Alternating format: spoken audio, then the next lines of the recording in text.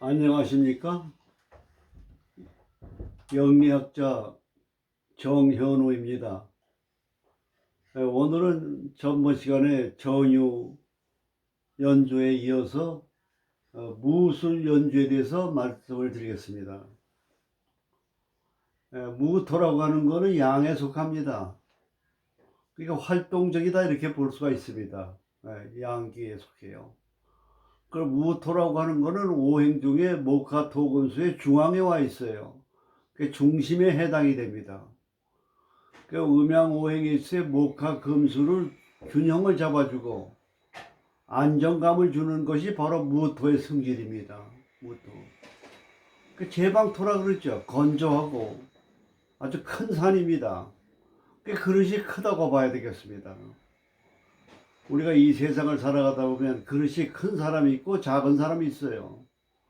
남에게 베풀고 줄 줄 아는 사람이 있는가 하면은 베풀고 줄 줄을 모르는 사람이 있어요.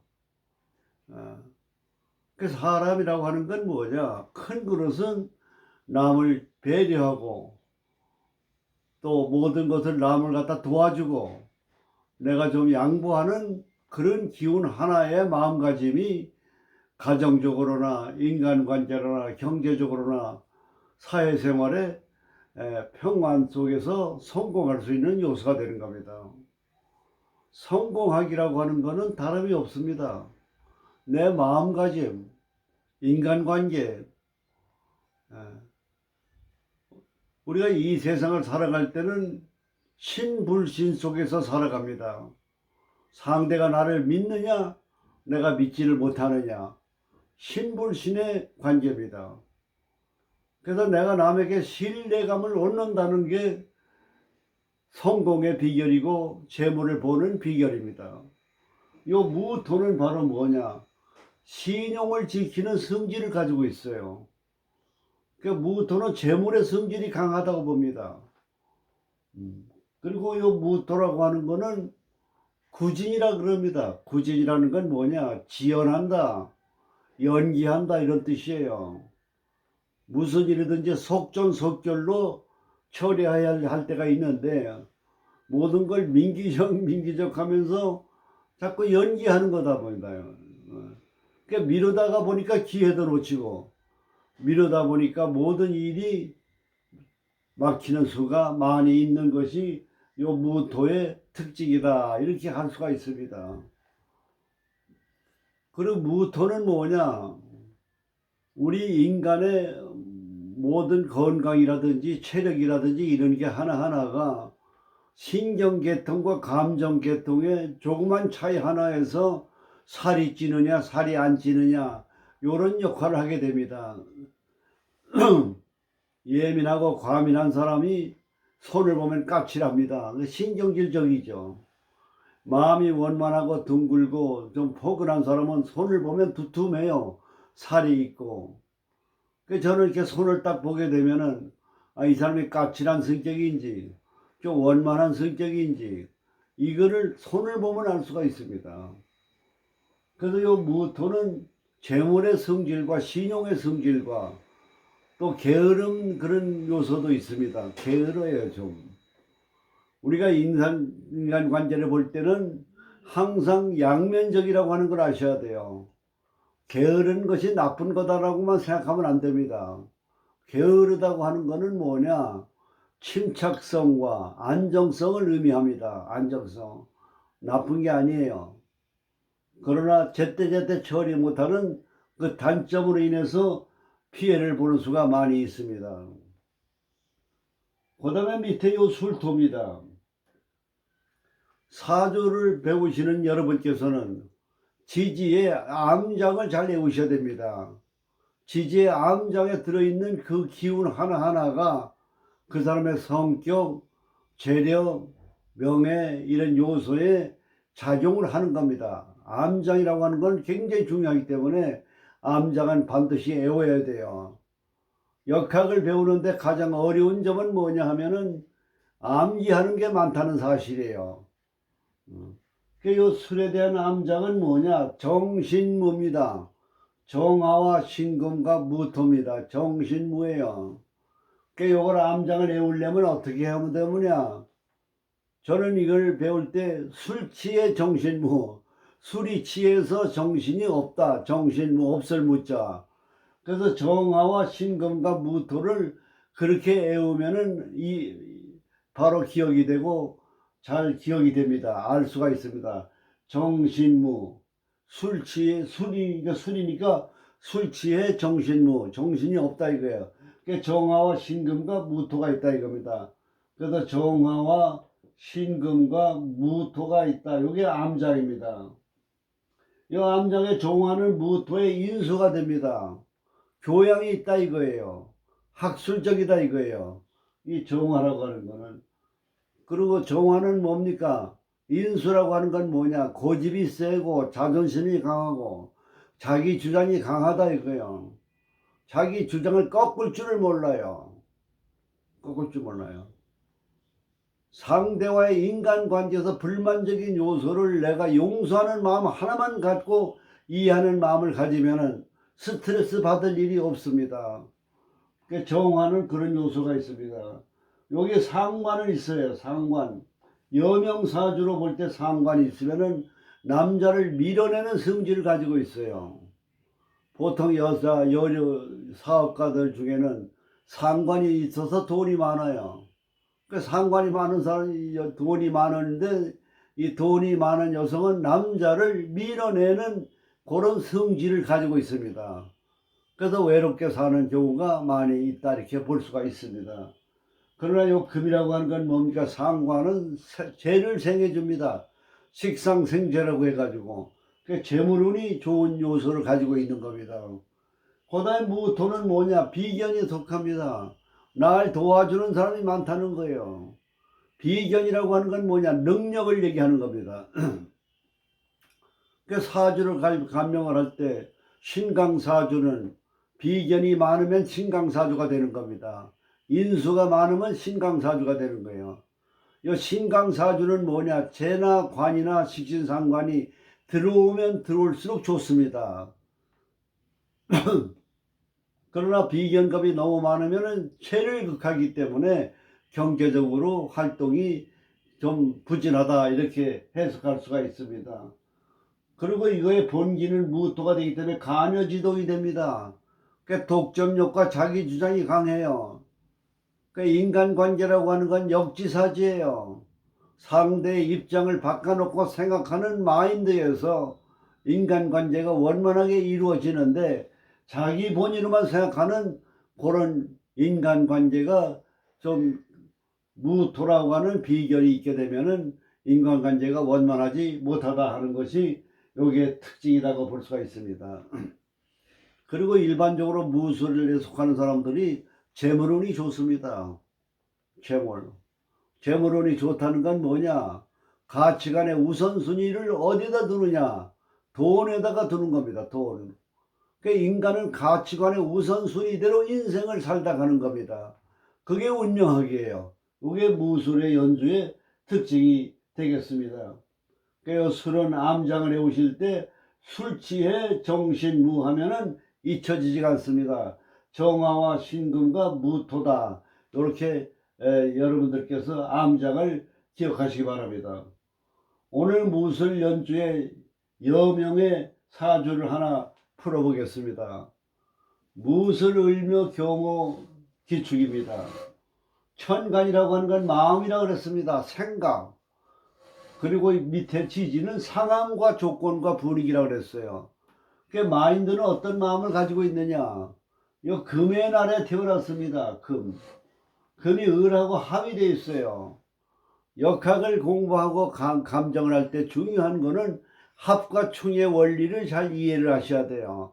을경은 금이에요. 을경금. 갑기토, 을경금, 병신수, 정인목, 무게합. 그렇게 해서 합의되는 요소를 잘 판단하셔가지고 그걸 종합적으로 분석하는 게 중요하다 이렇게 봅니다. 이 사주의 특징을 보게 되면 천간을 우선 분석을 해봅니다. 금의 날에 태어났는데 을이라고 하는 재성을 천간에 두고 있어요. 그리고 합의되었어요. 그 재물운이 좋은 사주죠. 정책격이라고 볼 수가 있습니다. 밑에 을묘를 깔고 있습니다. 그러면 재물운이 뭐냐? 지지만 있으면 보통 부자입니다. 시골 부자. 그러나 요 위에 을목이 있으면은 소문난 부자다 이렇게 보는 겁니다. 소문난 부자는 뭡니까? 큰 부자죠. 그러니까 이 사주는 큰 부자의 사주다 이렇게 볼 수가 있습니다. 근데 위에 천간을 보면 기토가 있고 무토가 있습니다. 토생금, 토생금이에요. 이게 편인과 정인이에요. 그러니까 무토가 두 개가 있으니까 인수는 교양과 학식을 얘기하는 겁니다. 태과예요.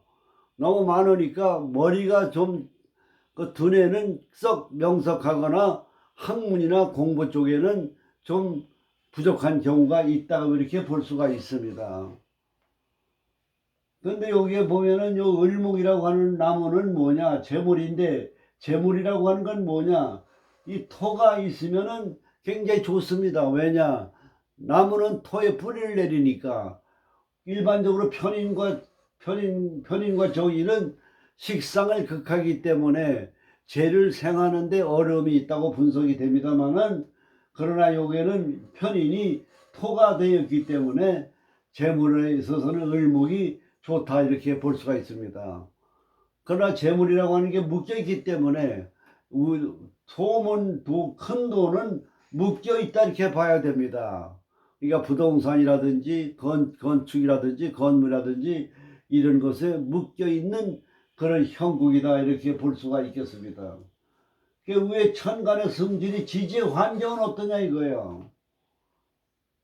그 묘는 뭡니까? 제 편제격이 됩니다. 묘는 암장이 하나밖에 없습니다. 묘는 을목 하나밖에 없어요. 자, 묘, 유는 본기 하나만 있습니다. 자와 묘와 유는 암장에. 그러니까 애울 게 없습니다. 자묘유는. 그래서 이건 을모니까 이 사주는 뭐냐? 정제격 사주다 이렇게 볼 수가 있습니다. 사주가 다 보여요. 그리고 지지의 오행의 세력을 보면 오의 묘의 술이에요. 묘술합화의 오술합이에요. 그러니까 이게 전부 다 뭐가 됩니까? 불바다가 됩니다. 불바다.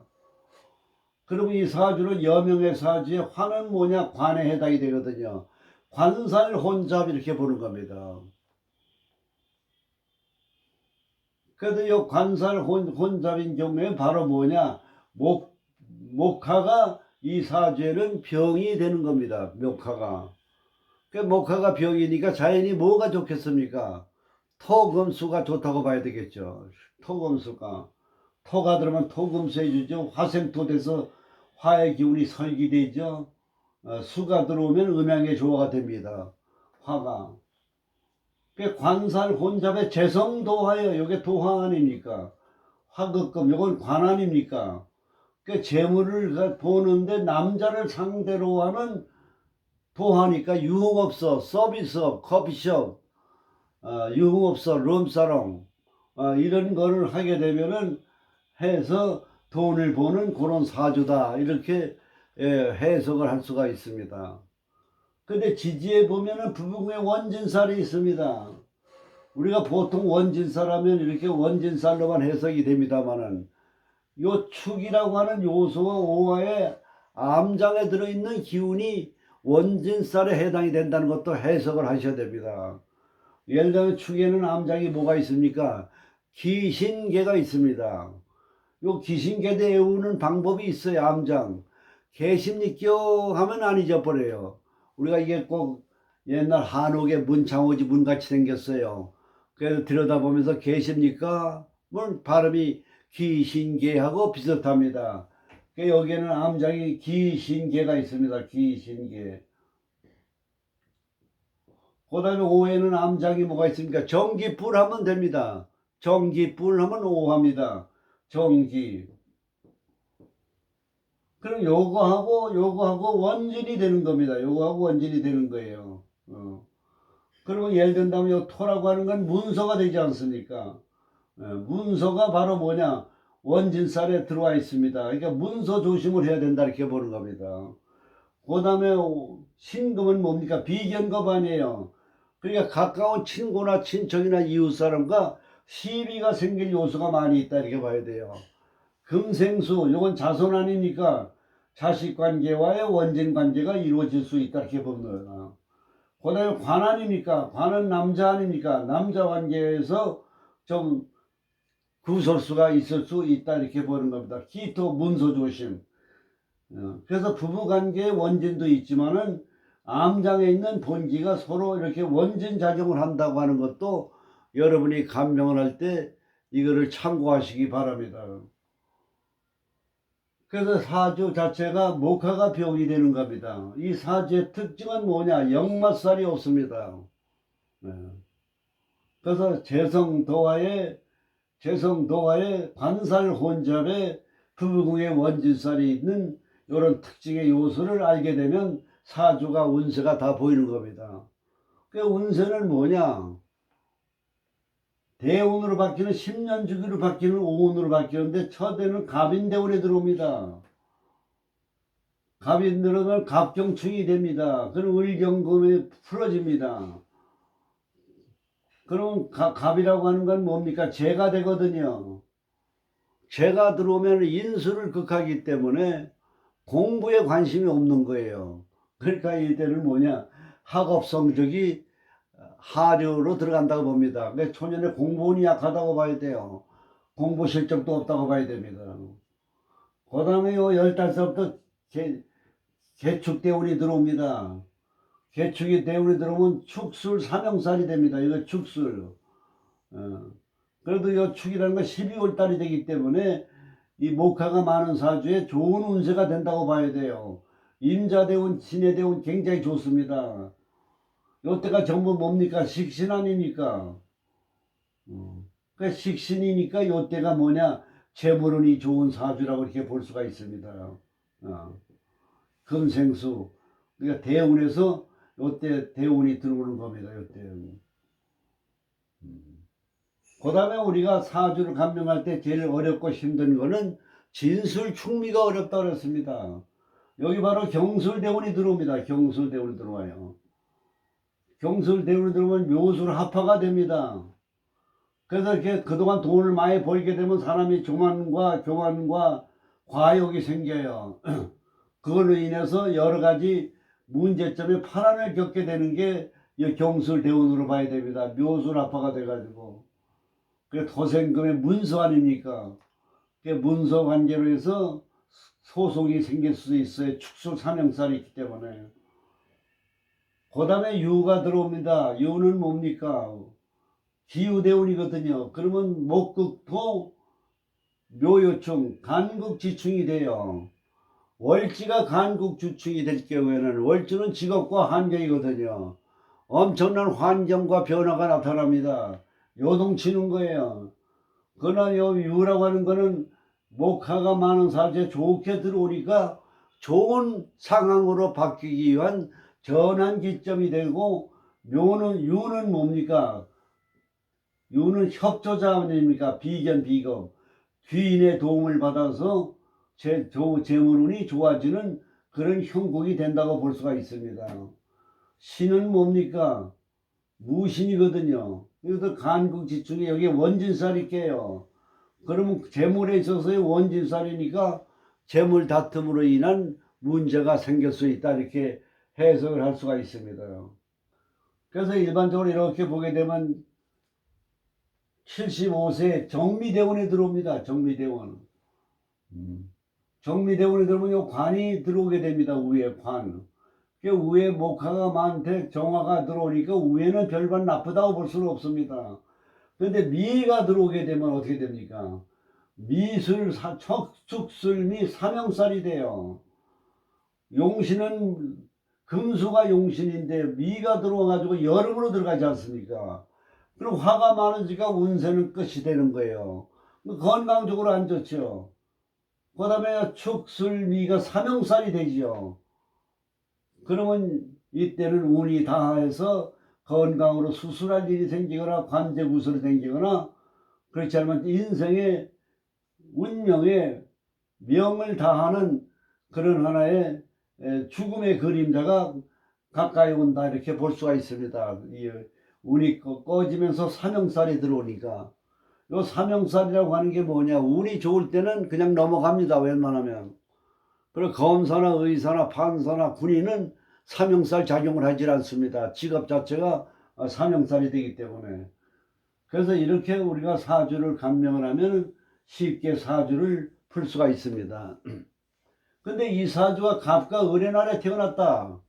그럼 목국토가 되면 이게 재물이 됩니다.